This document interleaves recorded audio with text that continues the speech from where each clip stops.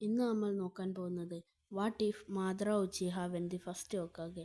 ഒന്നാമത്തെ കാര്യം എന്താണെന്നാൽ മാദ്ര ഹൊക്കാഗെയാകുന്നതിനാൽ തന്നെ ടോബിറാമ ഹാഷിറാമയ്ക്കും മാദ്രയ്ക്കും എതിരായിരിക്കും.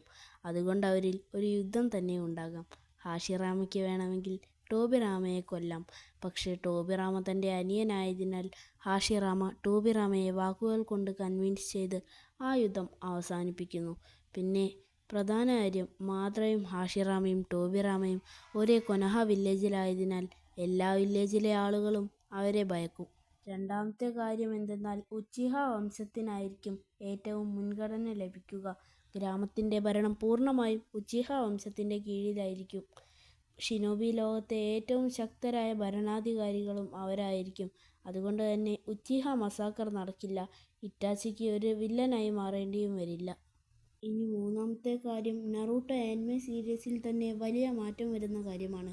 ഒബീറ്റോ ഒരിക്കലും മരണത്തിൻ്റെ വക്കിൽ നിന്നും ജീവിതത്തിലേക്ക് തിരിച്ചു വരില്ല എന്ന് നമുക്ക് ഉറപ്പിക്കാം. അതുകൊണ്ട് അക്കാറ്റ്സുക്കി എന്ന ഗ്രൂപ്പ് രൂപീകരിക്കപ്പെടില്ല. പിന്നെ 9 ബീസ്റ്റുകളും കൊനോഹ വില്ലേജിൽ തന്നെ ആയിരിക്കും. മാദ്ര അവരെയെല്ലാം ഒരു വെപ്പണായി മാത്രമായിരിക്കും യൂസ് ചെയ്യുക.